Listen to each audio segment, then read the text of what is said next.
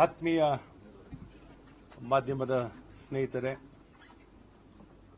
ಇವತ್ತಿನ ಪತ್ರಿಕಾಗೋಷ್ಠಿಗೆ ತಮಗೆಲ್ಲ ಮೊದಲನೇದಾಗಿ ಸ್ವಾಗತವನ್ನು ಬಯಸುತ್ತಾ, ನನ್ನೊಂದಿಗೆ ಈ ಪತ್ರಿಕಾಗೋಷ್ಠಿಯಲ್ಲಿ ಶಾಸಕರು, ಮಾಜಿ ಬಿಡಿಎ ಚೇರ್ಮನ್ ಆಗಿರುವಂತಹ ಸನ್ಮಾನ್ಯ ವಿಶ್ವನಾಥ್ ಅವರು, ಬೆಂಗಳೂರು ಉತ್ತರದ ಬಿಜೆಪಿ ಅಧ್ಯಕ್ಷರಾಗಿರುವಂತಹ ಉತ್ತರ ಜಿಲ್ಲೆ ಅಧ್ಯಕ್ಷರಾಗಿರುವಂತಹ ಸನ್ಮಾನ್ಯ ಹರೀಶ್ ಅವರು ಹಾಗೂ ಕೇಂದ್ರದ ಬಿಜೆಪಿಯ ಜಿಲ್ಲೆಯ ಅಧ್ಯಕ್ಷರಾಗಿರುವಂತಹ ಸನ್ಮಾನ್ಯ ಸಪ್ತಗಿರಿ ಗೌಡರು.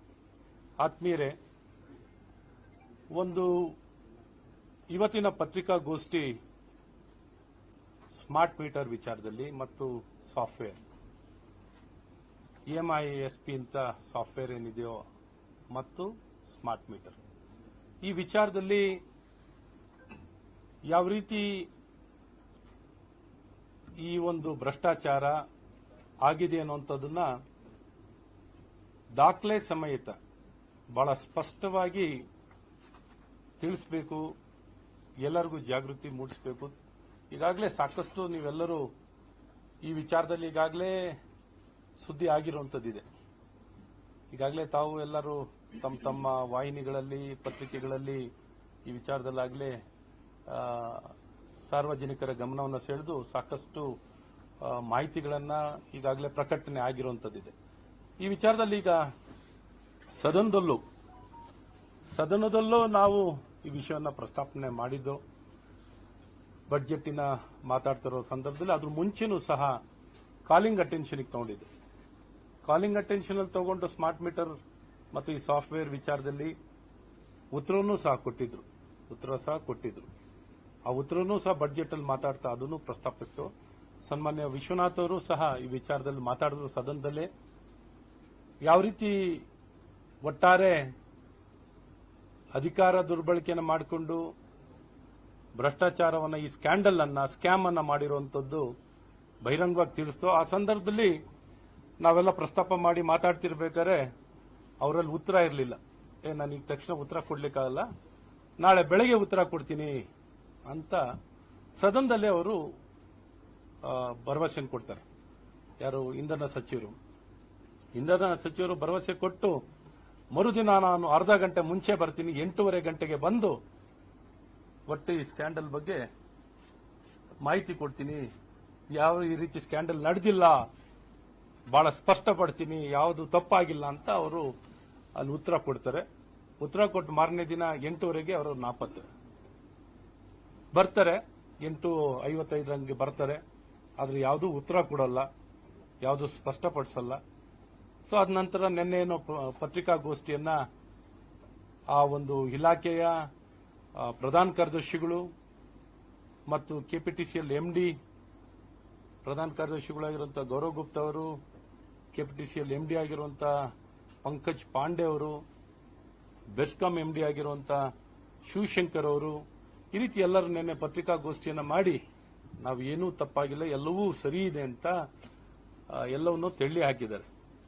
ಸೊ ಹಾಗಾಗಿ ಇದು ವಿಚಾರದಲ್ಲಿ ಒಂದು ಸಣ್ಣ PPT ಪ್ರೆಸೆಂಟೇಷನ್ ಅನ್ನ ನಿಮಗೆ ಕೊಡ್ತೀನಿ. 1 ನಿಮಿಷ ಬಂದು ನಾನೇ ಅಲ್ಲಿ ನಿಂತ್ಕೊಂಡು ಎಕ್ಸ್ಪ್ಲೇನ್ ಮಾಡ್ತೀನಿ. ಸೊ ಎರಡನೇದು ತಮಗೆಲ್ಲ ಗೊತ್ತಿರಲಿ, ಅತಿ ವೇಗದಲ್ಲಿ ಬೆಳೀತಿರುವಂತಹ ಒಂದು ಕ್ಷೇತ್ರ ಮತ್ತು ಇಲಾಖೆ ಅಂದ್ರೆ ಅದು ಇಂಧನ ಇಲಾಖೆ. 30% ಹೆಚ್ಚು ವೇಗದಲ್ಲಿ ಓವರ್ ಕನ್ಸಂಪ್ಷನ್, ಪವರ್ ಕನ್ಸಂಪ್ಷನ್, ಯಾವ್ದಾರ ಒಂದು ಇಲಾಖೆ ಮುಂದಿನ ದಿನದಲ್ಲಿ ಈ ವೇಗದಲ್ಲಿ ಬೆಳೆದು ಆಲ್ಮೋಸ್ಟ್ ಬರುವಂತ ದಿನದಲ್ಲಿ ಮೋಸ್ಟ್ 50% ಎಲ್ಲ ಒಂಥರ ಇಂಧನ ಇಲಾಖೆನೆ ಆ ಒಂದು ವಹಿವಾಟು, ಟರ್ನ್ ಓವರ್, ಬಳಕೆ, ಉಪಯೋಗ. ಯಾಕೆಂದ್ರೆ ಈಗಿನ ಕಾಲದಲ್ಲಿ ನೀವು ನೋಡಿದಾಗ ಫ್ಯೂಲ್ ಇಂದ ಹಿಡಿದು ಎಲೆಕ್ಟ್ರಿಸಿಟಿನೇ ಆಗಿದೆ.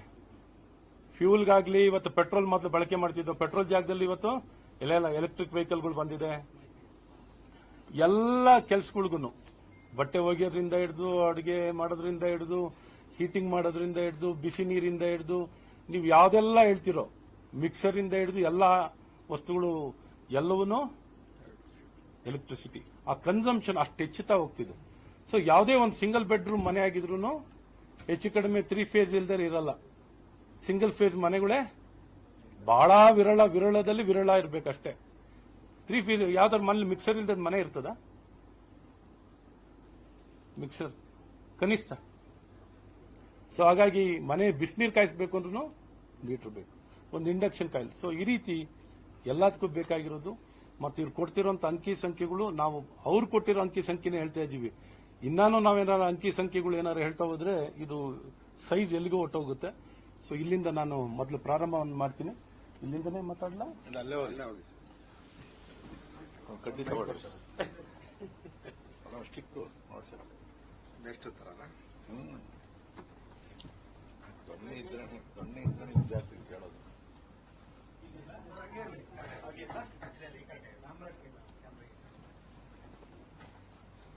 ಆದ್ಮೇಲೆ ಇನ್ನೊಂದು ಬಿಗ್ಗೆಸ್ಟ್ ಕ್ಯಾಂಪ್ ಇನ್ ಬೆಸ್ಕಾಂ ಮತ್ತು ಇತರ ಎಸ್ಕಾಂನಲ್ಲಿ ಸ್ಮಾರ್ಟ್ ಮೀಟರ್ ಟೆಂಡರ್ ಗೊತ್ತಿನಲ್ಲಿ 15,568 ಒಂದು ಅಂದಾಜಲ್ಲಿ ಹೇಳಿರುವಂಥದ್ದು. ಇದು ಸೈಜ್ ಗಾತ್ರ ದೊಡ್ಡ ಇದೆ. ನೆಕ್ಸ್ಟ್ ಬಹಳ ಮುಖ್ಯವಾಗಿರುವಂತಹ ಒಂದು ಪ್ರಶ್ನೆ, ಮತ್ತೆಲ್ಲ ನಿಮ್ಮ ಪ್ರಶ್ನೆಗಳು ತಗೊಳ್ತೀನಿ, ಫಸ್ಟ್ ಎಕ್ಸ್ಪ್ಲೈನ್ ಮಾಡ್ತೀನಿ. ಇದು ಸ್ಮಾರ್ಟ್ ಮೀಟರ್ ಕಡ್ಡಾಯನಾ? ಈಗ ಇವ್ರು ಹೇಳ್ತಿರೋದು ಏನೊಂದು ಕೆಇಆರ್ಸಿ ಸಂಪೂರ್ಣಕ್ಕೆ ಎಲ್ಲಾ ಎಸ್ಕಾಂಸ್ಗೂ ಗೈಡ್ಲೈನ್ಸ್ ನಿಯಮಗಳು, ಯಾರೂ ಕೆಇಆರ್ಸಿ ನಿಯಮಗಳನ್ನ ಯಾವ ಎಸ್ಕಾಂ ಅವರು ಉಲ್ಲಂಘನೆ ಮಾಡಂಗಿಲ್ಲ. ಆ ನಿಯಮಗಳಿಗೆ ಸಂಪೂರ್ಣವಾಗಿ ಬದ್ಧವಾಗಿರ್ಬೇಕು. ಕೆಇಆರ್ಸಿ ಗೈಡ್ಲೈನ್ಸ್ ಎಲ್ಲೂ ಸ್ಮಾರ್ಟ್ ಮೀಟರ್ ಅನ್ನ ಕಡ್ಡಾಯವಾಗಿ ಹಾಕಬೇಕು ಅಂತ ಎಲ್ಲೂ ಇಲ್ಲ. ನಿಮ್ಗೆ ಇದನ್ನೆಲ್ಲ ಕಡ್ಡಾಯ ಮಾಡಂಗಿಲ್ಲ. ಬರೀ ಟೆಂಪ್ರವರಿ ಕನೆಕ್ಷನ್ ಮಾತ್ರ ಕಡ್ಡಾಯವಾಗಿ ಸ್ಮಾರ್ಟ್ ಮೀಟರ್ ಪ್ರೀಪೇಡ್ ಸ್ಮಾರ್ಟ್ ಬರೀ ಟೆಂಪ್ರವರಿ ಮಾತ್ರ ಮಾಡಬಹುದು ಹೊರತು ಯಾರು ಪರ್ಮನೆಂಟ್ ಯೂಸರ್ಸ್ಗೆ, ಹೊಸ ಗ್ರಾಹಕರಿಗೆ ಈ ಒಂದು ಸ್ಮಾರ್ಟ್ ಮೀಟರ್ ಅನ್ನ ಕಡ್ಡಾಯ ಮಾಡಂಗಿಲ್ಲ. ಇವನ್ ಸೆಂಟ್ರಲ್ ಎಲೆಕ್ಟ್ರಿಸಿಟಿ ಅಥಾರಿಟಿನಲ್ಲೂ ಬಹಳ ಸ್ಪಷ್ಟವಾಗಿದೆ. ಇವನ್ ಅದನ್ನು ಅನೆಕ್ಷನ್ ಇದೆ. ಯಾವ್ದು ಹೇಳ್ತಾ ಇದ್ದೀನ ಎಲ್ಲದಕ್ಕೂ ನಿಮ್ಗೆ ಅನೆಕ್ಷನ್ ಕೊಡ್ತೀವಿ. ಯಾವ್ದು ನಾನು ಹೇಳ್ತಿರೋದನ್ನ ನಿಮಗೆ ಕೆಇಆರ್ಸಿ ಗೈಡ್ಲೈನ್ಸ್ ನ ಅನೆಕ್ಷನ್ ಕೊಡ್ತೀವಿ. ಸಿಎ ಸೆಂಟ್ರಲ್ ಎಲೆಕ್ಟ್ರಿಸಿಟಿ ಅಥಾರಿಟಿಯ ಗೈಡ್ಲೈನ್ಸ್ ಅನೆಕ್ಷನ್ ಕೊಡೋದಾಗುತ್ತೆ. ಮತ್ತೆ ಇವರು ಟೆಂಡರ್ ಮಾಡ್ತಿರ್ಬೇಕಾದ್ರೆ ಫಸ್ಟ್ ಟೆಂಡರ್ ನಲ್ಲಿ ನೋಡಿ, as per the tender pre bid clarification serial number 23 it is mention that smart meter are optional tender bid ಅಲ್ಲಿ. ಆದ್ರೆ ತದನಂತರ ಅವರೇ ಒಂದು ಆಪರೇಷನಲ್ ಗೈಡ್ಲೈನ್ಸ್ ಇಶ್ಯೂ ಮಾಡ್ತಾರೆ, ಇದರಲ್ಲಿ ಕಡ್ಡಾಯ ಮಾಡ್ತಾರೆ 13/2/2025 ಇದು ಅರ್ಥ ಆಯ್ತಲ್ಲ ಈ ಪಾಯಿಂಟ್? ಓಕೆ, ಹಿಂದಿನ slide. Okay, next slide. KTTP act bid ಕೆಪಾಸಿಟಿನ ಟೆಂಡರ್ ನಲ್ಲಿ ತಂದೇ ಇಲ್ಲ. ಬಿಡ್ ಕೆಪಾಸಿಟಿ ಯಾವ್ದಾರು ಟೆಂಡರ್ ಮಾಡ್ತಾರೆ ಇವರೇ ನೋಡಿ. ಯಾವ್ದಾರ ಇವರು ಬೆಸ್ಕಾಂ ಅವ್ರು ಕರೆದಿರೋದ್ರಲ್ಲೇ ನೋಡಿ ಬಿಡ್ ಕೆಪಾಸಿಟಿ ಕೇಳ್ತಾರೆ. ಬಿಡ್ ಕೆಪಾಸಿಟಿ ಇಲ್ಲದೆ ಟೆಂಡರ್ ಕರೆಯಂಗಿಲ್ಲ.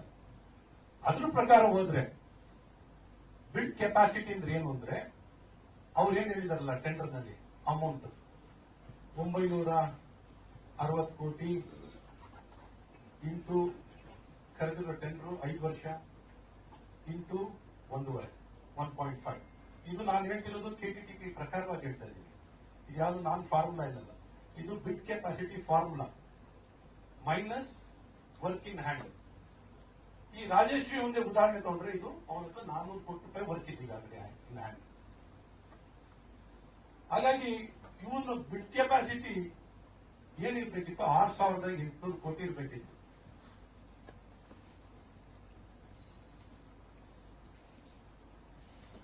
ಇವನ ನೆಟ್ಟಿಗೆ 300 ಕೋಟಿನೂ ಇಲ್ಲ.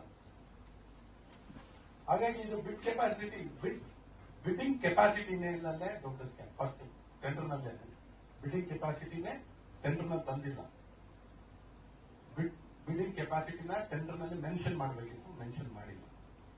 ಕೆಟಿಟಿಪಿ ಆಕ್ಟ್ ಪ್ರಕಾರ ಬಿಡ್ಡಿಂಗ್ ಕೆಪಾಸಿಟಿ ಇರಬೇಕು. ಬಿಡಿಂಗ್ ಕೆಪಾಸಿಟಿ ಎಷ್ಟಿರ್ಬೇಕಿತ್ತು ಅಂತ ಅಮೌಂಟ್ ಹೇಳ್ತಾ ಇದ್ದೀವಿ. ಬಿಡಿಂಗ್ ಕೆಪಾಸಿಟಿನೇ ಅಲ್ಲಿ ಅಳವಡಿಸೇ ಇಲ್ಲ ಟೆಂಡರ್ನಲ್ಲಿ. So next turnover. ಈ ಒಂದು ಬಿಡ್ ಕೆಪಾಸಿಟಿ ಒಂದು. Next turnover. ಕೆಟಿಟಿಪಿ ಆಕ್ಟಿನ ಪ್ರಕಾರ ಎಷ್ಟಿರ್ಬೇಕು ಇದು ಟರ್ನ್ ಓವರ್? ಆ ವರ್ಷದ 1 year contract value into 2. 1 year contract value into 2 ಅಂದ್ರೆ 1920 ಕೋಟಿ ಒಂದು ಟರ್ನ್ ಓವರ್ ಇರಬೇಕು.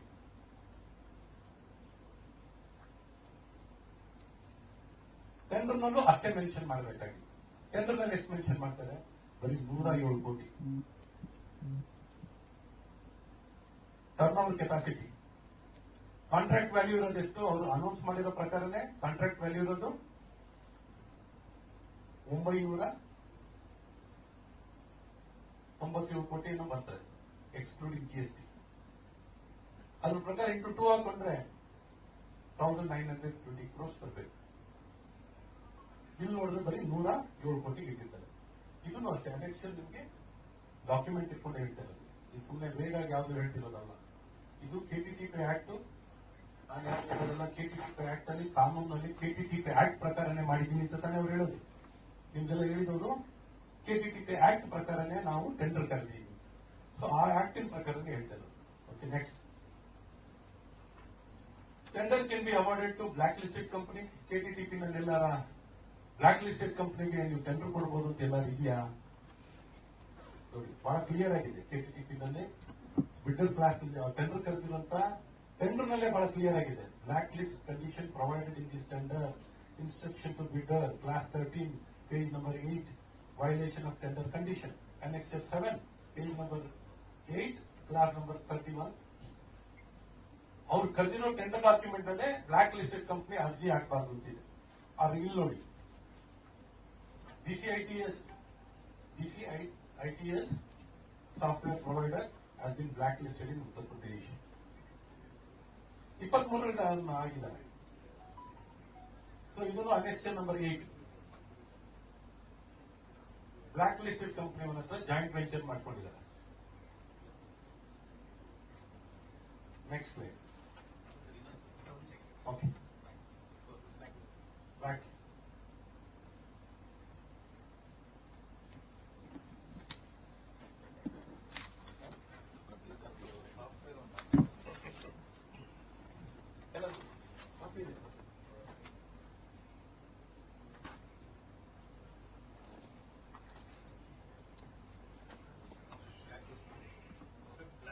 ರಾಜಶ್ರೀ ಅವ್ರದ್ದು DCITS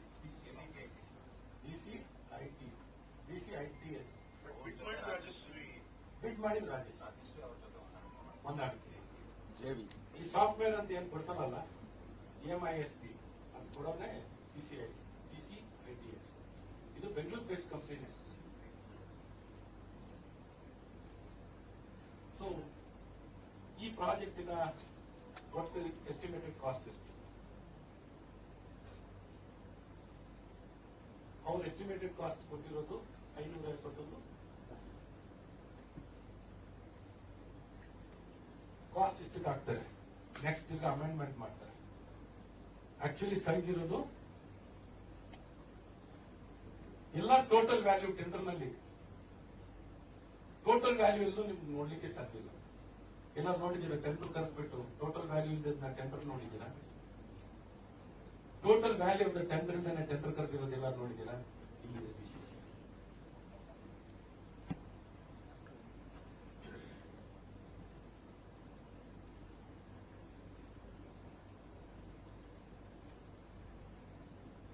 ಇಷ್ಟೆಲ್ಲ ವ್ಯಾಲ್ಯೂ ಇದ್ರು ಎಲಿಜಿಬಿಲಿಟಿ ಇರೋದ್ರ ಬರೀ 107 ಕೋಟಿ ಆನ್ಯುವಲ್ ಟರ್ನ್ ಓವರ್, ಬರೀ 107 ಕೋಟಿಗೆ ರೆಸ್ಟ್ರಿಕ್ಟ್ ಮಾಡ್ತಾರೆ. ಇಷ್ಟೆಲ್ಲ ಸಾವಿರಾರು ಕೋಟಿಗಿದ್ರು ಆನ್ಯುವಲ್ ಟರ್ನ್ ಓವರ್ ಎಷ್ಟಿಗೆ ಇಟ್ಟಿರ್ತಾರೆ? 107 ಕೋಟಿಗೆ ಇಟ್ಟಿರ್ತಾರೆ.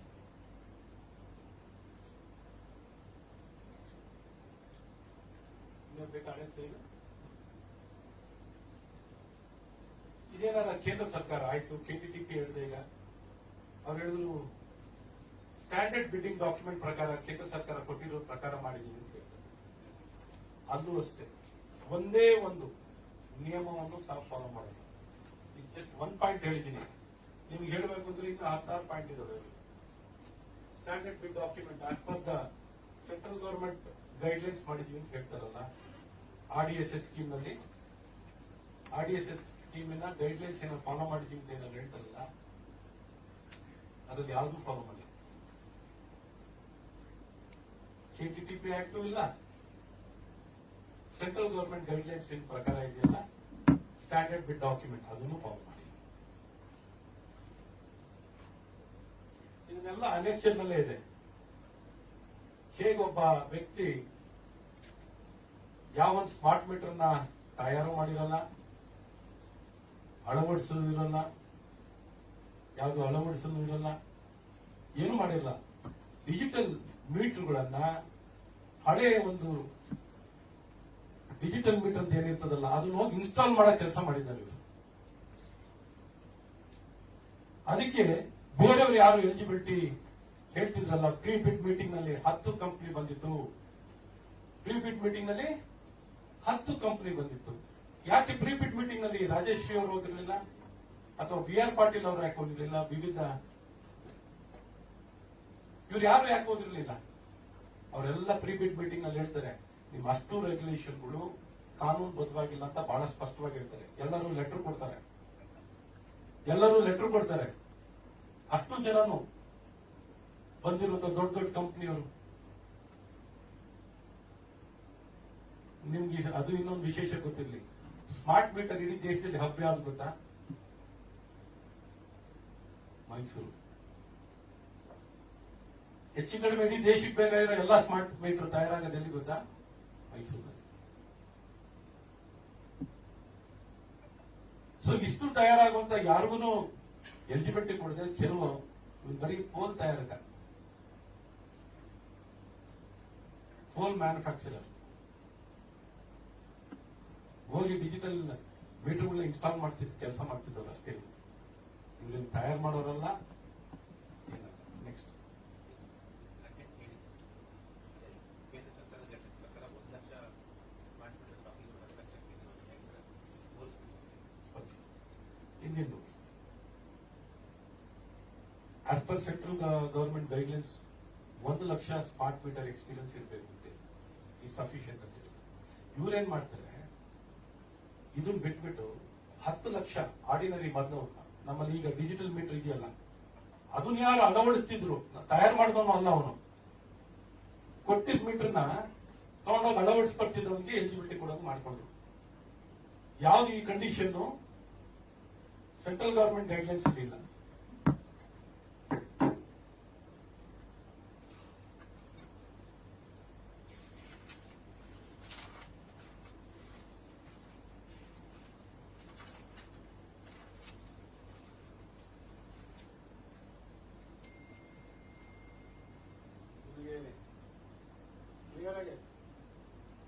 Tender document is prepared ಅಂತ ಹೇಳಿದ್ರಲ್ಲ, is prepared as per the tender document is prepared as per the central government guidelines ಅಂತ ಹೇಳಿದ್ದಾರೆ. RDSS ಸ್ಟ್ಯಾಂಡರ್ಡ್ ಬಿಡ್ಡಿಂಗ್ ಡಾಕ್ಯುಮೆಂಟ್ ಅದ್ರ ಪ್ರಕಾರನೇ ಹೇಳ್ತೀನಿ. ಇವ್ರ ಟೆಂಡರ್ ಕಂಡೀಷನ್ ಏನು, RDSS ಸ್ಟ್ಯಾಂಡರ್ಡ್ ಬಿಡ್ ಕಂಡೀಷನ್ ಗೈಡ್ಲೈನ್ಸ್ ಏನು ಅಂತ ಎಲ್ಲವನ್ನು ಈ ರೀತಿ ಎಕ್ಸ್ಪೀರಿಯನ್ಸಸ್ಗಳು ಏನೇನು ಹಾಕೊಂಡಿದಾರಲ್ಲ ಎಲ್ಲವನ್ನು ಇನ್ನೊಂದು ಪಾಯಿಂಟ್ಸ್ ಬೇಕಾದ್ರೆ ಅದನ್ನು ನಿಮ್ಗೆಲ್ಲ ಕಾಪಿ ಕೊಡ್ತೀವಿ. ಸೊ ಈ ಪ್ರೆಸೆಂಟೇಷನ್ ಲಾಂಗ್ ಹೋಗುತ್ತೆ ಅನ್ನೋದಕ್ಕೋಸ್ಕರ ಇದು ಮಾಡ್ಕೊಡ್ತೀವಿ. ಎಲ್ಲ ಡಿಜಿಟಲಿ ನಿಮ್ಗೆ ಬಿಡ್ಡರ್ಸ್ ಎಲ್ಲ ಯಾವ್ದು ಅವ್ರು ಏನೇನು ಟೆಂಡರ್ ಕಂಡೀಷನ್ ಹೆಲ್ಪ್ ಮಾಡೋಕ್ಕೆ ಡಿಜಿಟಲ್ ಮೀಟರ್ ಮಾಡ್ತಿದ್ದವರಿಗೆ ಎಲಿಜಿಬಿಲಿಟಿ ಕೊಡೋದು, ಔಟ್ಲೆಟ್ ಇಟ್ಕೊಂಡವ್ರಿಗೆ ಕೊಡೋದು, ಇದು ಯಾವ್ದನ್ನು ಈ ಒಂದು ಸ್ಮಾರ್ಟ್ ಮೀಟರ್ ಅನ್ನೋದು ಫಸ್ಟ್ ಸ್ಮಾರ್ಟ್ ಮೀಟರ್ ಅಂದ್ರೆ ಏನು ಅಂತ ಫಸ್ಟ್ ಹೇಳ್ತೀವಿ. First of all smart meter ಅನ್ನುವಂಥದ್ದು 2-ವೇ ಕಮ್ಯುನಿಕೇಶನ್ ಇರುವಂಥದ್ದು, ಟ್ರಾನ್ಸ್ಮಿಷನ್ ಲಾಸಸ್ ಮತ್ತು ಅಕೌಂಟಿಂಗ್ ಮಾಡ್ಲಿಕ್ಕೋಸ್ಕರ, ಟ್ರಾನ್ಸ್ಮಿಷನ್ ಲಾಸಸ್ ಮತ್ತು ಅಕೌಂಟಿಂಗ್ ತರಲಿಕ್ಕೋಸ್ಕರ ಫೀಡರ್ಗೆ ಟ್ರಾನ್ಸ್ಫಾರ್ಮರ್ಗೆ ಬೌಂಡ್ರಿ ಟ್ರಾನ್ಸ್ಫಾರ್ಮರ್ಗೆ ಮೊದಲು ಪ್ರಥಮ ಹಂತದಲ್ಲಿ ಅಳವಡಿಸಬೇಕು. ನೆಕ್ಸ್ಟ್ ಹಂತದಲ್ಲಿ ಇರುವಂತ ಎಲ್ಲಾ ಗ್ರಾಹಕರ ಮನೆಯಲ್ಲಿ ಈಗಿರುವಂತ ಎಕ್ಸಿಸ್ಟಿಂಗ್ ಯಾರ್ಯಾರಿದ್ದಾರೆ ಇವಾಗ ಕರ್ನಾಟಕದಲ್ಲಿ ಒಂದು 2 ಕೋಟಿ ಮೀಟರ್ಗಳು ಇರಬೇಕು ಅನ್ಸುತ್ತೆ. 2 ಕೋಟಿ ಗ್ರಾಹಕರಿದ್ದಾರೆ. ಈ 2 ಕೋಟಿ ಗ್ರಾಹಕರ ಮನೆಯಲ್ಲೆಲ್ಲ ಅಳವಡಿಸಬೇಕು. ಅಳವಡಿಸಿದ ನಂತರ ಹೊಸ ಗ್ರಾಹಕರಿಗೂ ಕಡ್ಡಾಯ ಮಾಡಬೇಕು. ಮೂಲ ಉದ್ದೇಶ ಏನು ಅಂದ್ರೆ ಇದು ಟೂ ವೇ ಕಮ್ಯುನಿಕೇಶನ್. ಒಬ್ಬ ಗ್ರಾಹಕನ ಮನೆಗೆ ಹೇಗೆ ಸಂಪರ್ಕ ಮಾಡಿ ಮೀಟರ್ನು ಡಿಸ್ಕನೆಕ್ಟ್ ಮಾಡಬಹುದು, ಕನೆಕ್ಟ್ ಮಾಡಬಹುದು. ಪೀಕ್ ಅವರ್ ಡಿಮ್ಯಾಂಡ್ ಅಂತ ಒಂದ್ ಮನೆಯಲ್ಲಿ ಯಾವ ರೀತಿ ಕನ್ಸ್ಯೂಮ್ ಮಾಡ್ತಾನೆ, ಎಷ್ಟೆಷ್ಟು ಯಾವ ಗಂಟೆನಲ್ಲಿ ಎಷ್ಟು ಬಳಕೆ ಆಗುತ್ತೆ, ಪೀಕ್ ಅವರ್ ಡಿಮ್ಯಾಂಡ್ ಡಾಟಾ ಎಲ್ಲ ತಗೊಳ್ಳಿಕ್ಕೋಸ್ಕರ ಮತ್ತೆ ಈ ತರ ಹಲವಾರು ಉಪಯೋಗ ಇದೆ. ಈ ಉಪಯೋಗವನ್ನೇ ರಿಟರ್ನ್ ಆನ್ ಇನ್ವೆಸ್ಟ್ಮೆಂಟ್ ಅಂತಾನೆ ಜಸ್ಟಿಫೈ ಮಾಡ್ಕೊಂಡು ಇವ್ರು ಸ್ಮಾರ್ಟ್ ಮೀಟರ್ ಬರ್ತಾರೆ. ಆದ್ರೆ ಇಲ್ಲಿ ಬರೋ ಮುಂಚೆ ಇಡೀ ವ್ಯವಸ್ಥೆಯಲ್ಲಿ ಇದನ್ನು ಅಳವಡಿಸ್ಕೋಬೇಕು. ಅದಕ್ಕೋಸ್ಕರ RDSS ಸ್ಕೀಮ್ ಅಂತ ರಿವ್ಯಾಂಪ್ ಡಿಸ್ಟ್ರಿಬ್ಯೂಷನ್ ಸೆಕ್ಟರ್ ಸ್ಕೀಮ್ ಅಂತ 3,00,000 ಕೋಟಿಯನ್ನ ಕೇಂದ್ರ ಸರ್ಕಾರ ಔಟ್ಲೇ ಇಟ್ಟಿದ್ದಾರೆ. ಕೇಂದ್ರ ಸರ್ಕಾರ 3,00,000 ಕೋಟಿ 3,000 ಹಣವನ್ನ ಇದಕ್ಕೆ ಮೀಸಲಾಗಿಟ್ಟಿದ್ದಾರೆ. ಇದನ್ನ ಬಳಕೆ ಮಾಡ್ಕೋಬೇಕಿತ್ತು. ಇದನ್ನ ಬಳಕೆ ಮಾಡ್ಕೊಂಡು ಇವ್ರು ಮಾಡಬೇಕಾಗಿರೋ ಯೋಜನೆಯನ್ನ ಎಲ್ಲಾ ಕಡೆ ಅಳವಡಿಸಿ ಯಾವ ಗ್ರಾಹಕರಿಗೂ ಈಗಿರುವಂತ ಎಕ್ಸಿಸ್ಟಿಂಗ್ ಕಸ್ಟಮರ್ಗೆ ಯಾರಿಗೂ ಅವ್ರಿಗೆ ಭಾರವಿಲ್ಲದೆ ಎಲ್ಲವನ್ನೂ ಇವರೇ ಬರ್ಸ್ಕೊಂಡು ಮಾಡಬೇಕಾಗಿರುವಂತ ಕೆಲಸವಾಗಬೇಕಿತ್ತು. ಇದು ಯಾವುದನ್ನು ಮಾಡದೆ ಏಕಾಏಕಿ ಯಾವ ಒಂದು ಕಾನೂನಲ್ಲಿ ಅವಕಾಶವಿಲ್ಲದೆ ಇವರು ಹೊಸ ಗ್ರಾಹಕರಿಗೆ ಕಡ್ಡಾಯವನ್ನು ಮಾಡಲಿಕ್ಕೆ ಯಾವ ಕಾನೂನಲ್ಲೂ ಅವಕಾಶ ಇಲ್ಲ. ಸೊ ಮೂಲ ಉದ್ದೇಶ ಏನು ಅಂದ್ರೆ ಟ್ರಾನ್ಸ್ಮಿಷನ್ ಮತ್ತು ಅಕೌಂಟಿಂಗ್ ಲಾಸಸ್ ನ ಸೆರೆ ಹಿಡಿಬೇಕು ರಿಯಲ್ ಟೈಮ್ ಅಲ್ಲಿ. ಈಗ ರಿಯಲ್ ಟೈಮ್ ಅಲ್ಲಿ ಕ್ಯಾಪ್ಚರ್ ಮಾಡ್ಲಿಕ್ಕೆ ಆಗ್ತಿಲ್ಲ ಅವರಿಗೆ. ಮತ್ತಿಷ್ಟು ಯಾರು ಒಬ್ಬನೇ ತಗೊಳ್ತಾನೆ ಅನ್ಕೊಳ್ಳಿ, ಇಡೀ ಕರ್ನಾಟಕದಲ್ಲಿ ಇಷ್ಟು ಜನ ಮೀಟರ್ ಮನೆಯಲ್ಲಿ ಒಬ್ಬನೇ ಹೆಂಗ್ ಬೇಕಾದ್ರೆ ಟ್ಯಾಂಪರ್ ಮಾಡಬಹುದು. ಈಗ ಅದು ಹೊಸ ಇನ್ನೊಂದು ಬಾಕ್ಸ್ ಓಪನ್ ಮಾಡಲ್ಲ, ಅದನ್ನ ಮುಂದಿನ ದಿನದಲ್ಲಿ ಬೇರೆ ಮಾತಾಡ್ತೀವಿ. ಹೇಗೆ ಇದನ್ನ ಒಬ್ಬ ಗ್ರಾಹಕ ತಗೊಂಡ್ರೆ ಒಬ್ಬ ಸಪ್ಲೈಯರ್ ತಗೊಂಡ್ರೆ ಏನ್ ಸಮಸ್ಯೆ ಆಗ್ಬೋದು ಅನ್ನೋಂಥ ನೆಕ್ಸ್ಟ್ ನಿಮ್ಗೆ ಹೇಳ್ತೀನಿ. ಯಾಕಂದ್ರೆ ಹೊಸ ಡೈರೆಕ್ಷನ್ ಹೋಗ್ಬೇಕು. ಸೊ ಇರುವಂತ ಈಗ ಉಲ್ಲಂಘನೆ ಏನಾಗಿದೆ ಒಂದು 3 ವಿಚಾರದಲ್ಲಿ KTTP act, central government guidelines ಇವರಿಗೆ ಅನ್ವಯ ಆಗೋದು KTTP ಆಕ್ಟ್. ಈ KTTP ಆಕ್ಟ್ ಅನ್ನ ಹೇಗೆ ಉಲ್ಲಂಘನೆ ಮಾಡಿದ್ದಾರೆ, ಕಡ್ಡಾಯ ಇಲ್ಲದಿದ್ರು ಕಡ್ಡಾಯ ಹೇಗೆ ಮಾಡಿದ್ದಾರೆ, ಮತ್ತು ಇದರ ರೇಟ್ ದರವನ್ನು ಹೇಗೆ ಮಾಡಿದ್ದಾರೆ, ಯಾಕೆ ಯಾವ ಗುತ್ತಿಗೆದಾರನಿಗೆ ಹೆಂಗ್ ಕೊಟ್ಟಿದ್ದಾನೆ ಅನ್ನೋಂಥ ವಿಷಯವನ್ನ ಇಷ್ಟೊತ್ತು ನಿಮ್ಗೆ ಹೇಳ್ತಿರುವಂತದ್ದು. ಸ್ಮಾರ್ಟ್ ಮೀಟರ್ ಇನ್ಸ್ಪೆಕ್ಟರ್ ಈಗಿರಂತ ಆಯ್ತು, ಇದು ಹೊಸದು ಮಾಡ್ತಾ ಇದೀವಿ ಅಂತ ಹೇಳ್ತಾರೆ. ಈ ಹಳೆ ಗ್ರಾಹಕ ಇರ್ತಾನೆ ಅನ್ಕೊಳ್ಳಿ, ನಿಮ್ ಮನೆ ಸುಟ್ಟೋಗಿದೆ, ನಿಮ್ ಮನೆ ಮೀಟರ್ ಸರಿ ನಡೀತಿಲ್ಲ, ನಿಮ್ದು ರೀಡಿಂಗ್ ಸರಿ ಬರ್ತಿಲ್ಲ, ಗೊತ್ತಲ್ಲ ಹೆಂಗ್ ಕೇಳ್ಬೋದು ಅಂತ. ಹೆಂಗ್ ಬದಲಾಯಿಸಬಹುದು, ಹೆಂಗೆ ಒತ್ತಾಯ ಮಾಡಿ ಸಂಖ್ಯೆಯನ್ನ ಬೇರೆಯವ್ರಿಗೂ ವಿಸ್ತರಣೆ ಹೇಗ್ ಮಾಡ್ಬೋದು, ಒಂದು ಸ್ವಲ್ಪ ಜಾಗ ಕೊಟ್ರೆ ಸಾಕು ಈ ವ್ಯಾಪಾರವನ್ನ ಹೇಗ್ ಬೇಕಾದ್ರೆ ವಿಸ್ತರಣೆ ಮಾಡ್ಲಿಕ್ಕೆ ಸಾಧ್ಯವಿದೆ ಅನ್ನೋದು ತಮ್ಗೆ ಗೊತ್ತಿದೆ.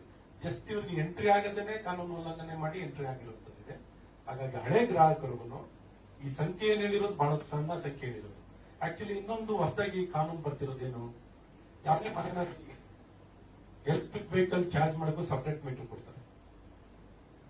ಸಂಖ್ಯೆಗಳು ನೀವು ನೋಡ್ತಾ ಹೋಗ್ತಾರೆ, ಇನ್ನೆಲ್ಲ ಎಲೆಕ್ಟ್ರಿಕ್ ವೆಹಿಕಲ್ ಚಾರ್ಜ್ ಮಾಡೋಕ್ಕೂ ಸಪರೇಟ್ ಮೀಟರ್ ಬರ್ತಿಲ್ಲ.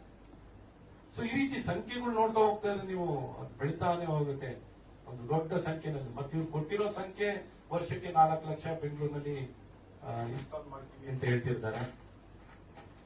ಈ ಸಂಖ್ಯೆ ಬಹಳ ಕಮ್ಮಿ ಸಂಖ್ಯೆನೇ, ನಿಮ್ಗೆ ಗೊತ್ತಿದೆ. ವರ್ಷ ಮುಂದಿನ 5 ವರ್ಷನೂ 4 ಲಕ್ಷನೇ ಇದೆ ಅಂತ ಹೇಳಿರ್ತಾರೆ.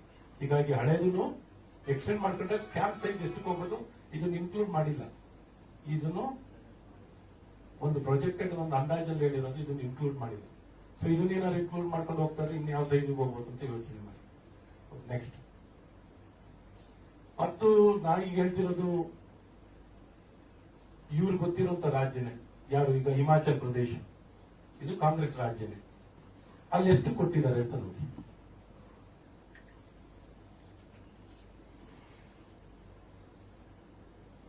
ತೆಲಂಗಾಣ, ಹಿಮಾಚಲ್ ಪ್ರದೇಶ, ಕೇರಳ,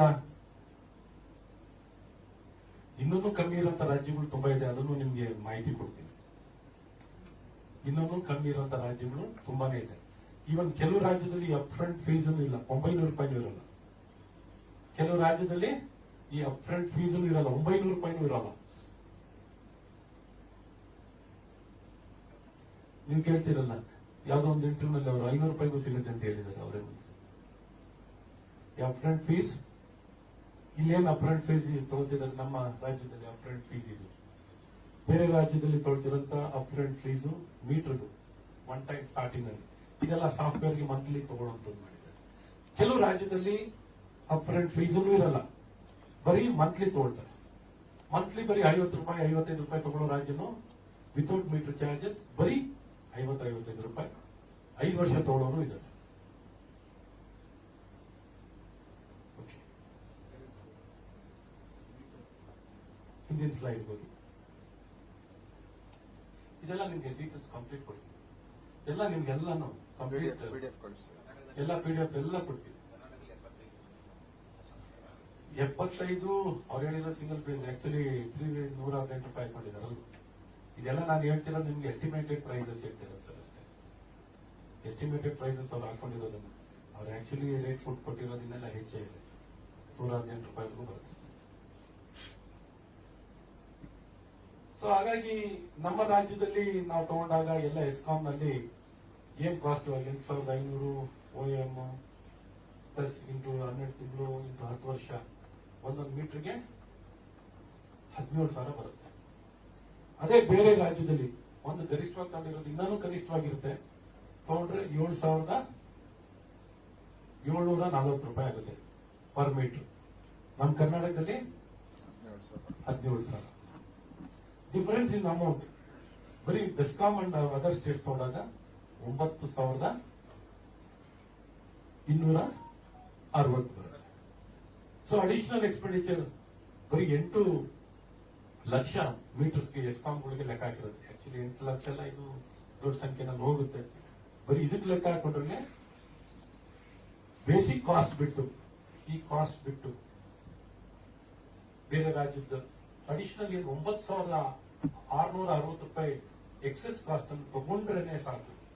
9,260 ರೂಪಾಯಿ ಇಂಟು 8 ಲಕ್ಷ ಇಂಟು 10 ವರ್ಷ ಎಷ್ಟಾಗುತ್ತೆ? ಆಯ್ತಾ? ಇದು ತೆಗಿಬೋದು. Next slide ಹೋಗೋದಾ? ಓಕೆ, ಈ ಒಂದು ಅಪ್ಫ್ರಂಟ್ ಫೀಸ್ ಏನ್ ತಗೊಳ್ತಾರೆ 8,500 ಹಾಕಿಲ್ಲ, ಬರೀ 8,000 ಹಾಕಿರೋದಿದೆ. 8,000 ಮೈನಸ್ 900 ರೂಪಾಯಿ. 900 ರೂಪಾಯಿ ಅಪ್ಫ್ರಂಟ್ ಫೀಸು ಬೇರೆ ರಾಜ್ಯದಲ್ಲಿ ತಗೊಂಡಿತಾ ಇರೋದು. ನಮ್ಮ ರಾಜ್ಯದಲ್ಲಿ ಒಂದು 8,000 ರೂಪಾಯಿ ಅಂತ ಹಾಕೊಂಡ್ರೆ 7,100 ರೂಪಾಯಿ ಬರುತ್ತೆ ಇಂಟು 12% ಇಂಟ್ರೆಸ್ಟ್. 10 ವರ್ಷಕ್ಕೆ ಹಾಕೊಂಡ್ರೆ 10,000 ರೂಪಾಯಿ 10,200 ರೂಪಾಯಿ 1 ಮೀಟರ್ ಬರುತ್ತೆ. ಅರ್ಥ ಆಗಿದೆ? So total cumulative interest amount ತಗೊಂಡ್ರೆ 10 ವರ್ಷಕ್ಕೆ 8,000. 1 ಮೀಟರ್ಗೆ ಇಂಟ್ರೆಸ್ಟ್ ಕ್ಯಾಲ್ಕುಲೇಟ್ ಮಾಡಿದ್ರೆ 7,100 ರೂಪಾಯಿಗೆ ಇಂಟ್ರೆಸ್ಟ್ ಕ್ಯಾಲ್ಕುಲೇಟ್ ಮಾಡಿದ್ರೆ 10 ವರ್ಷಕ್ಕೆ 10,200 ರೂಪಾಯಿ ಬರ್ತದೆ ಪರ್ ಮೀಟರ್. ಏನ್ ಈ ಒಂದು 10,200 ಕ್ಯಾಲ್ಕುಲೇಟ್ ಮಾಡಿ 10 ವರ್ಷಕ್ಕೆ ತಗೊಂಡ್ರೆ ನಮಗೆ ಟೋಟಲ್ ಅಮೌಂಟ್ ಎಷ್ಟು ಬರುತ್ತೆ?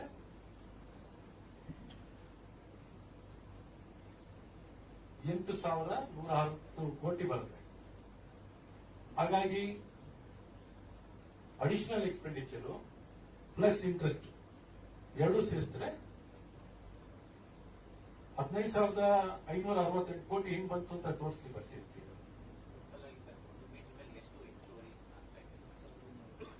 ಒಂದು ಹೆಚ್ಚುವರಿ ಬರ್ತಿರುವಂತದ್ದು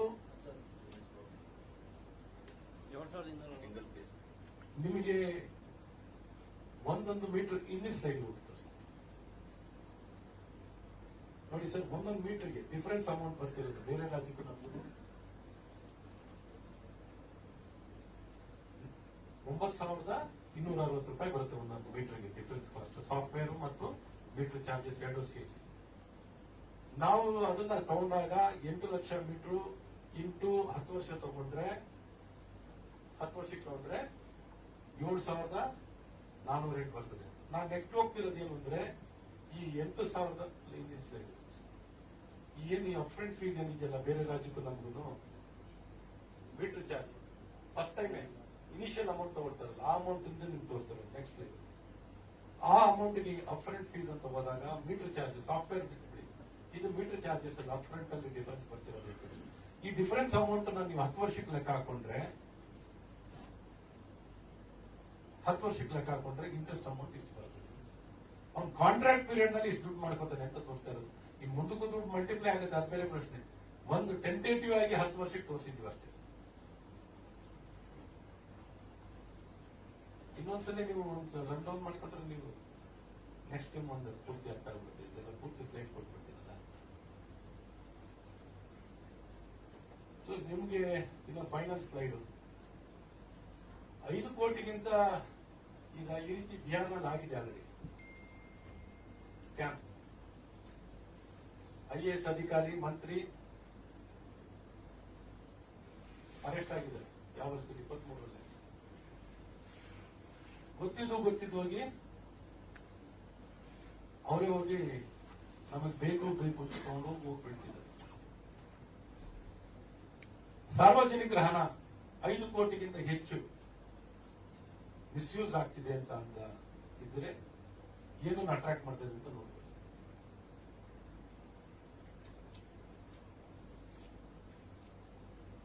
ಸೊ ಇಷ್ಟು ಅಂಶಗಳನ್ನ ಸೈಡ್ ಅಲ್ಲಿ ಮಿಕ್ಕಿದ್ದು ಬಂದು ನಾನು ಇನ್ನೇನು ಕೇಳೋಕ್ಕಿನ್ನೆಲ್ಲ ಏನಾದ್ರು ಎಕ್ಸ್ಪ್ಲೇನ್ ಮಾಡಿದ್ದೀನಿ.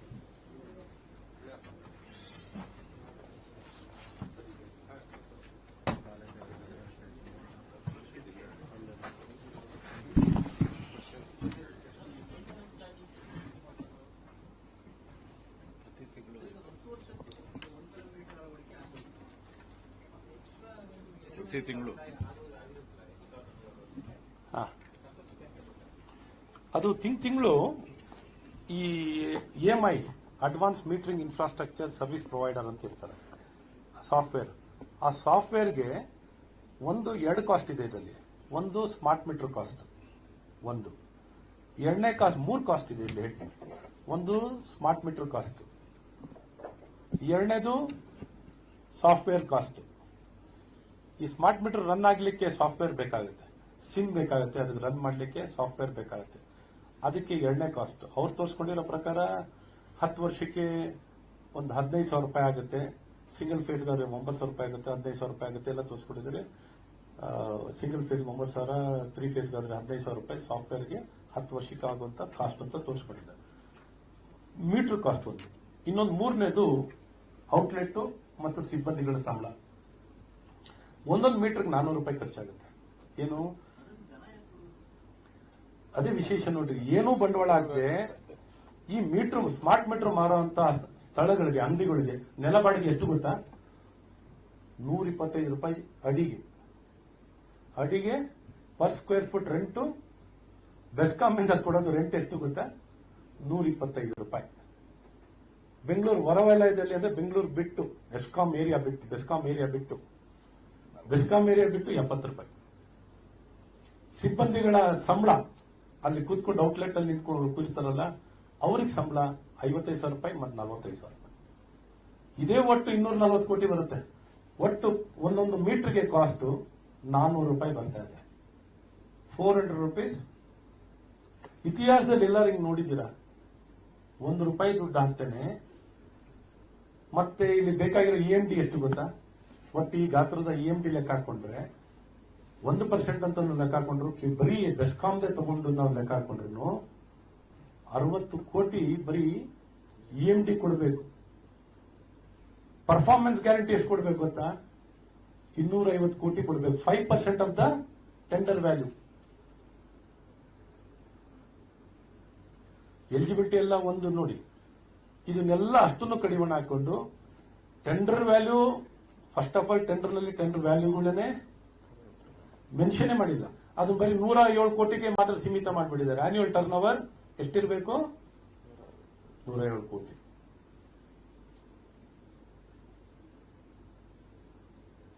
ಈ ರೀತಿ 5,000 ಕೋಟಿ ಅವ್ರ ಪ್ರಕಾರ ತಗೊಂಡ್ರೆ, GST ಬಿಟ್ಟು 5,000 ಕೋಟಿ ಬರುತ್ತೆ. GST ಸೇರಿಸ್ಕೊಂಡ್ರೆ 6,000 ಕೋಟಿ ಹತ್ರಕ್ಕೆ ಬರುತ್ತೆ. ಸೊ ಈ ರೀತಿ ಬರೀ ಬೆಸ್ಕಾಮ್ ಹೇಳಿರೋದು. ಇಡೀ ಬೆಸ್ಕಾಮು ಇತರ ಎಸ್ಕಾಂಗಳದೆಲ್ಲ ಸೇರಿಸ್ಕೊಂತ ಹೋಗ್ತಿರೋ ಲಿಸ್ಟ್ ಅಲ್ಲಿ ಬಹಳ ದೊಡ್ಡ ಮಟ್ಟದಲ್ಲಿ ಅಂಕಿ ಸಂಖ್ಯೆಗಳು ದೊಡ್ಡದಾಗಿ ಬರ್ತವೆ. ಅವ್ರು ಕೊಡ್ತಿರುವಂತ ಸಂಖ್ಯೆಗಳ ಪ್ರಕಾರವಾಗಿ ನಾವು ಹೇಳ್ತಿರೋದು. ಸೊ ಒಟ್ಟಾರೆ ಇಲ್ಲೇನೊಂದು ಸಂಪೂರ್ಣವಾಗಿ KTTP ಆಕ್ಟ್ ಬಹಳ ಸ್ಪಷ್ಟವಾಗಿ ಹೇಳಬೇಕು ಅಂದ್ರೆ KTTP ಆಕ್ಟ್ ಅನ್ನ ಎಲ್ಲಾ ಹಂತದಲ್ಲೂ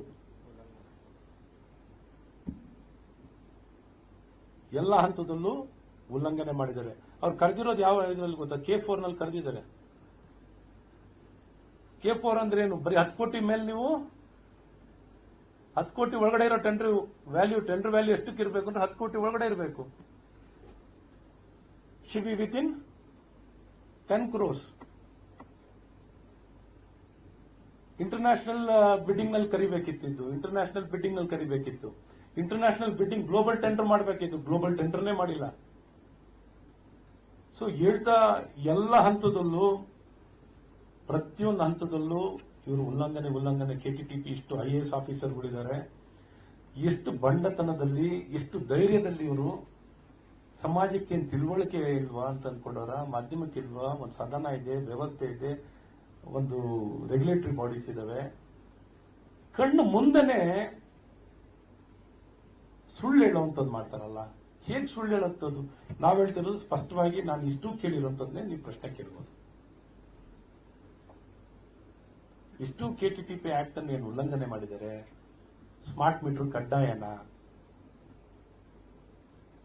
ರಾಜಶ್ರೀ ಹೇಗೆ ಕೊಟ್ರಿ?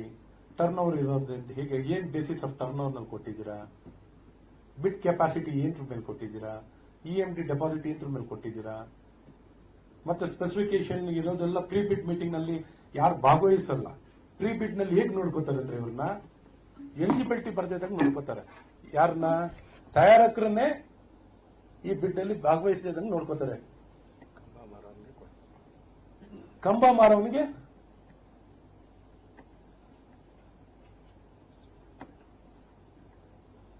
$6,800 ಕೋಟಿ ಬಿಡ್ ಕೆಪಾಸಿಟಿ ಇರ್ಬೇಕಾಗಿರೋದು ಅವನಿಗೆ ಹೆಂಗ್ ಕೊಡ್ತಾರೆ ಹೇಳಿ? 6,800 ಕೋಟಿ ಬಿಡ್ ಕೆಪಾಸಿಟಿ ಬೇಕು. And annual turn over it should be around 1,900 crores turn over should be. ಇಷ್ಟು ಟರ್ನ್ ಓವರ್ ಇರಬೇಕು. ಈ ರೀತಿ ಯಾವುದಕ್ಕೂ ಹೇಳ್ತಾ ಹೋದ್ರೆ ಇಷ್ಟಕ್ಕೂ ಎಲಿಜಿಬಿಲಿಟಿ ಬರಲ್ಲ. ಮತ್ತೆಲ್ಲ ಈ ದುಡ್ಡನ್ನ ಲಿಟ್ರಲಿ ಹಗಲು ದರೋಡೆ ಮಾಡಿದ್ದಾರೆ. ಅವ್ರ ಹತ್ರ ಉತ್ತರ ಇಲ್ಲ. ಹಾಗಾಗಿ ತಕ್ಷಣ ಸರ್ಕಾರ ಇದಕ್ಕೆ ಉತ್ತರ ಕೊಡಬೇಕು. ಎಲ್ಲವೂ ಸರಿ ಇದೆ ಅಂತ ಹೇಳಿದ್ದಾರೆ. ಇದರಲ್ಲಿ ಒಂದು ನಯ ಪೈಸ, ಒಂದು ವಿಚಾರ, ಒಂದು ಎಳ್ಳಷ್ಟು ಸಹ ಒಂದು ಸ್ಮಾರ್ಟ್ ಮೀಟರ್ ಕಡ್ಡಾಯ ಮಾಡ್ಲಿಕ್ಕೂ ಪೂರಕವಾಗಿರುವಂತಹ ಕಾನೂನು ಇಲ್ಲದೆ ಮಾಡಿರುವಂತದ್ದು KTTP ಉಲ್ಲಂಘನೆ. ಮತ್ತು ದರ ಮತ್ತು ಗುತ್ತಿಗೆ ಕೊಟ್ಟಿರುವಂತ ವ್ಯಕ್ತಿನೂ ಅರ್ಹನಿಲ್ಲ ಅನ್ನುವಂಥದ್ದು ಬಹಳ ಸ್ಪಷ್ಟವಾಗಿದೆ. ಬ್ಲಾಕ್ ಲಿಸ್ಟ್ ಆಗಿರೋದು, ಅದನ್ನು ಜೊತೆಗೆ ಬ್ಲಾಕ್ ಲಿಸ್ಟ್ ಆಗಿರುವಂತದ್ದು. ಯಾರು ಒರಿಜಿನಲ್ ಪ್ರೀ ಬಿಡ್ ಮೀಟಿಂಗ್ ನಲ್ಲಿ ಬರ್ತಾರೆ, ಇವ್ರು ಯಾರು ಪ್ರೀ ಬಿಡ್ ಮೀಟಿಂಗ್ ನಲ್ಲಿ ಬಂದಿಲ್ಲ ಅಂತವ್ರು ಮಾತ್ರ. ಮತ್ತೆ ಇನ್ನೊಂದು ಹೇಳಬೇಕು ಅಂದ್ರೆ, ಈ ಟೆಂಡರ್ ನಲ್ಲಿ 3 ಜನ ಭಾಗವಹಿಸ್ತಾರೆ. ಇವ್ರ ಪ್ರಕಾರನೇ ಹೋಗೋಣ ಆಯ್ತು. ಇವ್ರ ಪ್ರಕಾರನೇ ಎಲ್ಲ ಹೋಗಿ ಪಾಪ ಎಲ್ಲ ಎಲಿಜಿಬಲ್ ಬರೋ KTTP ಪ್ರಕಾರನೇ ಮಾಡ್ಕೊಂಡು ಬಂದಿದ್ದಾರೆ ಅಂತ ನಂಬ್ಕೊಂಡ್ಬಿಡೋಣ. 3 ಜನ ಟೆಂಡರ್ ನಲ್ಲಿ ಭಾಗವಹಿಸ್ತಾರೆ. ರಾಜಶ್ರೀ, VR ಪಾಟೀಲ್, ಇನ್ನೊಂದು ಸಹ್ಯಾದ್ರಿಯನ್ನು ಡಾಕ್ಯುಮೆಂಟ್ ಅಪ್ಲೋಡ್ ಮಾಡಲ್ಲ ಅಂತ ತೆಗೆದಾಕ್ತಾರೆ. VR ಪಾಟೀಲ್ ಅವನು ಇವ್ರೇನ್ ಗೈಡ್ಲೈನ್ಸ್ ಹಾಕೊಂಡಿದಾರಲ್ಲ, ಟೆಂಡರ್ ಬಿಡ್ ಡಾಕ್ಯುಮೆಂಟ್ ಅಲ್ಲಿ ಏನೇನಿದೆ ಆ ದಾಖಲೆಗಳು ಅವನ ಎಲಿಜಿಬಲ್ ಬರಲ್ಲ. ಅವನ ಹತ್ರ ರಿಟೇಲ್ ಔಟ್ಲೆಟ್ ಇರಬೇಕು, ಈ ಡಿಜಿಟಲ್ ಮೀಟರ್ ಮಾರದಂತ ರಿಟೇಲ್ ಔಟ್ಲೆಟ್ ಇರಬೇಕು ಅಂತ ಕಾನೂನು ಮಾಡ್ಕೊಂಡಿದ್ದಾರೆ. ಅದು ಅವನು ಬರೋದಿಲ್ಲ. ಟೆಕ್ನಿಕಲ್ ಬಿಡ್ ಅಲ್ಲೇನೆ ಈ VR ಪಾಟೀಲ್ ಅಂತ ಏನು ಏಜೆನ್ಸಿ ಇದೆಯಲ್ಲ, ಅದು ಪಾಸ್ ಆಗಂಗೇ ಇಲ್ಲ. ಹಂಗಿರೋ ಒಂದೇ ಒಂದು ಕಂಪನಿ ಇವ್ರ ಟೆಂಡರ್ ಡಾಕ್ಯುಮೆಂಟ್ ಪ್ರಕಾರ ಒಂದೇ ಒಂದು ಕಂಪನಿ ಬರೋದು, KTTP ಪ್ರಕಾರ ಅಲ್ಲ, ಇವ್ರ ಟೆಂಡರ್ ಡಾಕ್ಯುಮೆಂಟ್ ಪ್ರಕಾರ. ಸೊ ಆ ಟೆಂಡರ್ ಎಲ್ಲದಕ್ಕೂ KTTPಗೆ ಬದ್ಧವಾಗೇ ಇರಬೇಕು. ಸೊ ಹಾಗಾಗಿ ಬರೀ ಒಂದು ಕಂಪನಿಗೆ ನೀವು ಕೊಡಕ್ಕಾಗತ್ತಾ? ಆಯ್ತು, ಇವ್ರ ಪ್ರಕಾರನೇ ಹೋದ್ರೆ ರಾಜಶ್ರೀ ಒಬ್ಬರನ್ನೇ ಟೆಕ್ನಿಕಲ್ ಸ್ಪೆಸಿಫಿಕೇಶನ್ ಇವ್ರು ಹಾಕಿರೋ ಟೆಂಡರ್ ಬಿಡ್ ಸ್ಪೆಸಿಫಿಕೇಶನ್ ಪ್ರಕಾರ ಹೋದ್ರೆ ಅವನೊಬ್ಬ ಬರ್ತಾನೆ. VR ಪಾಟೀಲ್ ಬರಲ್ಲ. So it is very clear. And they are trying to ಎಲ್ಲಾ ಕಡೆ ಟ್ಯಾಂಪರ್ ಮಾಡ್ಕೊಂಡು, ಅವತ್ತು ನಾನು ಹೇಳಿದ್ದೀನೇ ರಾತ್ರಿ 5:30ವರೆಗೂ ನೀವು ವಿಡಿಯೋ ತೆಗಿಸಿ. ಅವತ್ತು ಯಾವ ಸದನದಲ್ಲಿ ಮಾತಾಡಿದ್ರು ಅವತ್ತು ರಾತ್ರಿನೇ 5:30ವರೆಗೂ ಯಾರ್ಯಾರು ಅಲ್ಲಿ ಹೊರಗಡೆ ಇದ್ರು ಆಫೀಸ್ನಲ್ಲಿ, ಬೆಸ್ಕಾಂ ಆಫೀಸ್ನಲ್ಲಿ ನೋಡ್ಬೇಕು ನೀವು. ಪಾಪ ರಾತ್ರಿ ಎಲ್ಲ ಡ್ಯೂಟಿ ಮಾಡಿದ್ದಾರೆ. ರಾತ್ರಿ ಎಲ್ಲ ಡ್ಯೂಟಿ ಮಾಡಿದ್ರು ಏನೂ ಆಗಲ್ಲ, ಏನ್ ಮಾಡಿದ್ರು ಡ್ಯೂಟಿ ಏನಾಗಲ್ಲ. ಎಲ್ಲ ಡಾಕ್ಯುಮೆಂಟ್ಗಳು ಹೆಂಗ್ ಬೇಕು, ಇವ್ರು ಏನ್ ಟ್ಯಾಂಪರ್ ಮಾಡಕ್ ಹೋದ್ರು, ಟ್ಯಾಂಪರ್ ಮಾಡಿದ್ರು ಒಂದಿಷ್ಟು ಮಾಡ್ಬೋದು, ಇನ್ ಮಿಕ್ಕಿದವೆಲ್ಲ ಮಾಡ್ಲಿಕ್ಕೆ ಆಗಲ್ಲ. ಏನ್ ಮಾಡಿದ್ರು ಅದು ಬೇಕಾಗಿರೋ ದಾಖಲೆಗಳು ಹೆಂಗಿರ್ಬೇಕು ಅಲ್ಲಿದ್ದಾವೆ. ಸೊ ಹಾಗಾಗಿ ಈ ಒಂದು ಇದರಲ್ಲಿ ನಾವು ಇವತ್ತು ಮುಖ್ಯವಾಗಿ ನಾವು ಯಾವುದು ರಾಜಕೀಯ ಪ್ರೇರಿತವಾಗಿ ಇದನ್ನೇನೋ ಒಂದು ದೊಡ್ಡ ಇದ್ರ ಮೇಲೆ ಆಪಾದನೆ ಮಾಡಬೇಕಲ್ಲ, ಸತ್ಯವನ್ನು ಹೇಳಲಿಕ್ಕೆ ಪ್ರಯತ್ನ ಮಾಡಿದ್ವಿ. ದ ಫ್ಯಾಕ್ಟ್ಸ್ ಅಂಡ್ ಫಿಗರ್ಸ್ ನ ಬಹಳ ಸ್ಪಷ್ಟವಾಗಿ ತಿಳಿಸುವಂತ ಪ್ರಯತ್ನ ಮಾಡಿದ್ದೀವಿ. ಸರ್ಕಾರ ಎಚ್ಚೆತ್ತುಕೊಂಡು ತಕ್ಷಣ ಕ್ರಮ ವಹಿಸುವಂತದ್ದು ಮಾಡಿ. ಕ್ರಮ ವಹಿಸಲಿಲ್ಲ ಅಂದ್ರೆ ಮುಂದಿನ ಹೆಜ್ಜೆ ಏನು ಅಂತ ನಾವು ಹೇಗೆ ಹೀಟ್ ಕೊಡಬಹುದು ಅನ್ನೋಂಥದ್ದನ್ನ ಇದುವರೆಗೂ ಹೀಟ್ ಅನ್ನೋಂಥದ್ದನ್ನ ನೋಡಿರಲ್ಲ. ಬಹಳ ಪ್ರಿಸೈಸ್ ಆಗಿ will take it to the logical. ಹೇಳ್ತೀವಿ ನೆಕ್ಸ್ಟ್ ನಿಮ್ಗೆ ಹೇಳ್ತೀವಿ ಏನು ಅಂತ. ಈಗ ಫಸ್ಟ್ ಇಮಿಡಿಯೇಟ್ ಆಗಿ ಇಷ್ಟು ಹಗಲು ದೊರಡೆ ಆಗ್ತಿರುವಂತದನ್ನ ಸರಿಪಡಿಸಿ ಇಮಿಡಿಯೇಟ್ ಆಗಿ ಇಷ್ಟು ಕಾಂಟ್ರಾಕ್ಟ್ ಅನ್ನ ಕ್ಯಾನ್ಸಲ್ ಮಾಡಬೇಕು. ಕಾನೂನುಬದ್ಧವಾಗಿ ಕ್ರಮವಾಗಿ ಮಾಡಲಿ. ಕಾನೂನುಬದ್ಧವಾಗಿ ಫಸ್ಟ್ ಇಡೀ ರಾಜ್ಯದಲ್ಲಿ ಎಲ್ಲರಿಗೂ ಕಾನೂನುಬದ್ಧವಾಗಿ ಮಾಡುವಂಥದ್ದು ಮಾಡಲಿ, ತಕ್ಷಣ ಕ್ರಮ ವಹಿಸಲಿ ಅಂತ ಹೇಳ್ತೀವಿ. ಸರ್, ಇಲ್ಲಿ ಎರಡು ವಿಚಾರ ಇದೆ. ಒಂದು, ನಿಯಮ ಮೀರಿ ಟೆಂಡರ್ ಕೊಟ್ಟಿರೋದು ಒಂದು, ಅದರ ವಿಚಾರ ನೇರವಾಗಿ ಜನಸಾಮಾನ್ಯರಿಗೆ ಹೊರೆ ಆಗ್ತಾ ಇದೆ. ಅದ್ರ ಬಗ್ಗೆ ಅದಕ್ಕೆ ಎಕ್ಸ್ಪೋಸ್ ಮಾಡ್ತಿರೋದು. ಜನಕ್ಕೆ ನೇರವಾಗಿ ಜನರು ಜೇಬಿಂದನೇ ಲೂಟಿ ಮಾಡ್ತಿರೋದು, ಜನರು ಜೇಬಿಂದನೇ ನೇರವಾಗಿ ಕಳ್ತನ ಮಾಡ್ಲಿಕ್ಕೆ ಹೊಟ್ಟಿದ್ದಾರೆ ಅಂತಂದೇ ನಾವು ಬಹಳ ಸ್ಪಷ್ಟವಾಗಿ ಹೇಳ್ತಿರೋದು. ಇದು ಅಗತ್ಯತೆ ಇದೆ. ಹೇಗೆ ಅಗತ್ಯತೆ ಇದೆ ಅಂದ್ರೆ ಫಸ್ಟ್ ಏನೇನ್ ಮಾಡ್ಬೇಕು ಅಂತ ಹೇಳಿದ್ನಲ್ಲ, ಒಂದು ಫೀಡರ್ಗಳನ್ನ ಹಾಕ್ಬೇಕು, ಟ್ರಾನ್ಸ್ಫಾರ್ಮರ್ನಲ್ಲಿ ಹಾಕಿ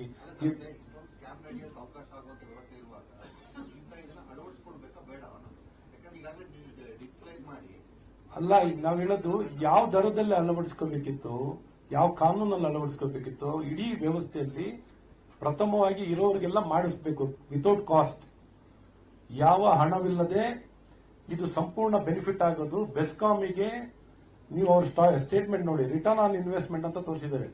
ವೆಚ್ಚವು ಕಮ್ಮಿ ಆಗುತ್ತೆ, ನಿರ್ವಹಣೆ ಪರಿಣಾಮಕಾರಿಯಾಗುತ್ತೆ, effective management of electricity, power management ನ ಎಫೆಕ್ಟಿವ್ ಆಗಿ ಡೇಟಾ ಬೇಸಿಸ್ ಮೇಲೆ ಪೀಕ್ ಅವರು ಇನ್ನೊಂದು ಮತ್ತೊಂದು ಈ ಮೀಟರಿಂಗ್ ಮಾಡ್ಲಿಕ್ಕೆ ಹೋಗ್ತಿದ್ದ ಖರ್ಚು ವೆಚ್ಚ ಎಲ್ಲವೂ ಬಿದ್ದೋಗುತ್ತೆ. ಸೊ ಹಾಗಾಗಿ ಈಗಿರುವಂತ ಎಲ್ಲಾ ಗ್ರಾಹಕರಿಗೆ free of cost RDSS scheme ನಲ್ಲಿ ಅವರು ಫ್ರೀ ಆಫ್ ಕಾಸ್ಟ್ ನಲ್ಲಿ ಮಾಡಬೇಕಿತ್ತು. ಅವ್ರು RDSS ಸ್ಕೀಮ್ ನಲ್ಲಿ ಹೋಗಿ ಮಾಡ್ಕೊಂಬಂದಿಲ್ಲ ಅಂದ್ರೆ ನಮ್ಮ ಸಮಸ್ಯೆ ಇಲ್ಲ, ಇವರೇ ಮಾಡಲಿ, ಫ್ರೀ ಆಗಿ ಮಾಡ್ಕೊಡ್ಲಿ. ಇದಕ್ಕೇನು ತುಂಬಾ ಆ ಸಾಫ್ಟ್ವೇರ್ ಏನು ಕಾಸ್ಟ್ ಹಾಕೋತಾರಲ್ಲ, ನಿಮ್ ನಿಜ ಹೇಳ್ಬೇಕಂದ್ರೆ 15 ರೂಪಾಯಿ ಕ್ರಾಸ್ ಆಗಲ್ಲ. ಮೀಟರ್ ಕಾಸ್ಟ್ ನಮ್ಮ ವಿಶ್ವನಾಥ್ ಅವರು ಹೇಳ್ತಿದ್ರು, ಅವತ್ತು ಚಾಲೆಂಜ್ ಮಾಡ್ಬಿಟ್ರು ಫ್ಲೋರ್ ಆಫ್ ದ ಹೌಸ್ ನಲ್ಲಿ 900 ರೂಪಾಯಿ ಕ್ರಾಸ್ ಆಗಲ್ಲ. ಸೊ ಹಾಗಾಗಿ ಮೀಟರ್ ಕಾಸ್ಟ್ ಆಗಲಿ ಸಾಫ್ಟ್ವೇರ್ ಆಗಲಿ ಲೆಕ್ಕ ಹಾಕೊಂಡಾಗ ಮಾಡ್ಲಿ ಎಲ್ಲರಿಗೂ ಫಸ್ಟ್ ಯಾವ ಹಣವನ್ನ ತಗೊಳ್ದೆ ಇದು ಎಸ್ಕಾಮ್ಸ್ಗಳಿಗೆ ಅನುಕೂಲ ಆಗುವಂಥದ್ದು. ಯಾಕಂದ್ರೆ ಟ್ರಾನ್ಸ್ಮಿಷನ್ ಲಾಸ್ ಈಗ ಎಷ್ಟಾಗ್ತಿದೆ ಅಕೌಂಟಬಿಲಿಟಿನೇ ಇಲ್ಲ, ಅಕೌಂಟಬಿಲಿಟಿ ಬರಬೇಕು. ಸೊ ಎಲ್ಲ ಸೋರಿಕೆನ ತಡೆಯೋದ್ ಬದಲು ಇವ್ರು ಸೋರಿಕೆನೆ ತಡಿಲಿಕ್ಕೆ ಪ್ರಯತ್ನ ಮಾಡಿದ್ರೆ ಸುಮ್ಮನೆ ವ್ಯಾಪಾರ ಮಾಡ್ಕೊತಿದ್ದಾರೆ. ಇವ್ರು ಸ್ವಾರ್ಥಕ್ಕೆ ಮಾಡ್ತಿದ್ದಾರೆ ಹೊರತು ಒಂದು ಎಸ್ಕಾಂನ ಉದ್ಧಾರ ಮಾಡಬೇಕು, ಅಭಿವೃದ್ಧಿ ಮಾಡಬೇಕು ಅನ್ನೋಂತ 5 ಪೈಸೆನೂ ಇರೋದ್ರ ಸದ್ಬುದ್ಧಿ ಇಲ್ಲ, ಸದುದ್ದೇಶ ಇಲ್ಲ. ಅರ್ಥ ಆಯ್ತಲ್ಲ? So there no good intention. George ಅವರು ಬಂದು ಪ್ರೆಸ್ ಬೈಟ್ ಕೊಟ್ಟಿದ್ದಾರೆ. ಇದು ಆಲ್ ಇಂಡಿಯಾ ಏನು ಫಾರ್ಮುಲಾ ಇದೆ, ನಾವೊಂದು ರೂಲ್ಸ್ ಇಂಪ್ಲಿಮೆಂಟ್ ಮಾಡ್ತಿದ್ದೇವೆ. ಸೆಂಟ್ರಲ್ ಗವರ್ಮೆಂಟ್ ಹೇಳಿದ್ರು ಸ್ಮಾರ್ಟ್ ಮೀಟರ್ ಇಂಪ್ಲಿಮೆಂಟ್ ಮಾಡಿದ್ರು, ಅದಕ್ಕೋಸ್ಕರ ಸಮಜಾಯಿಷಿ ಕೊಟ್ಟಿದೆ ಮೀಡಿಯಾ. ನೋಡಿ ಸರ್, ಸೆಂಟ್ರಲ್ ಗವರ್ಮೆಂಟ್ ಗೈಡ್ಲೈನ್ಸ್ ನಾನು ಅದನ್ನೇ ಓದಿದ್ದು ಸರ್, ನಿಮ್ಗೆ ಅದು ಬೇಕಾದ್ರೆ ಎಲ್ಲ ಡಿಜಿಟಲ್ ಕೊಡ್ತೀನಿ. Not even standard bill document ಅಂತ ಹೇಳಿದ್ನಲ್ಲ, ಅದು ಸೆಂಟ್ರಲ್ ಗೈಡ್ಲೈನ್ಸ್ ಎಲ್ಲ ಉಲ್ಲಂಘನೆ, 100% ಉಲ್ಲಂಘನೆ. ಓಕೆ, KTTP ಆಕ್ಟ್ 100% ಉಲ್ಲಂಘನೆ, ಸ್ಟೇಟ್ ಪ್ರೊಕ್ಯೂರ್ಮೆಂಟ್ ಪಾಲಿಸಿನೂ ಉಲ್ಲಂಘನೆ, ಸೆಂಟ್ರಲ್ ಗೈಡ್ಲೈನ್ಸ್ ಉಲ್ಲಂಘನೆ. ಇದೇನಾದ್ರು ಕಾನೂನು ಫಾಲೋ ಮಾಡ್ದೇನೆ ಒಬ್ರು ಟೆಂಡರ್ ಕೊಡಬೇಕು, ಅವಾರ್ಡ್ ಮಾಡಬೇಕು ಅಂದ್ರೆ ಅದಕ್ಕಾದಂತ ಮಾನದಂಡ ಇಲ್ವಾ? ಕಾಸ್ಟ್ ಇಲ್ವಾ? ಕಾಸ್ಟ್ ಎಷ್ಟು ಬೇಕಾದ್ರೂ ಲೂಟಿ ಮಾಡಕ್ಕಾಗತ್ತಾ? ಸ್ಟ್ರೈಟ್ ಅವೇ ಈ ರೀತಿ ನಾನು ಹೇಳಿದಲ್ಲ, ಬೇಸಿಕ್ ಕಾಸ್ಟ್ ಬಿಟ್ಟು 15,000 ಕೋಟಿ ಮೇಲೆ ಅಂದಾಜಲ್ಲಿ ಹೇಳಿರುವಂತದ್ದು. ಇನ್ನೂ ಆಕ್ಚುಲಿ ಡೀಪ್ ಆಗಿ ಹೋದ್ರೆ ಇದು ಕಾಸ್ಟ್ ಇನ್ನ ತುಂಬಾ ಜಾಸ್ತಿ ಇರುತ್ತೆ.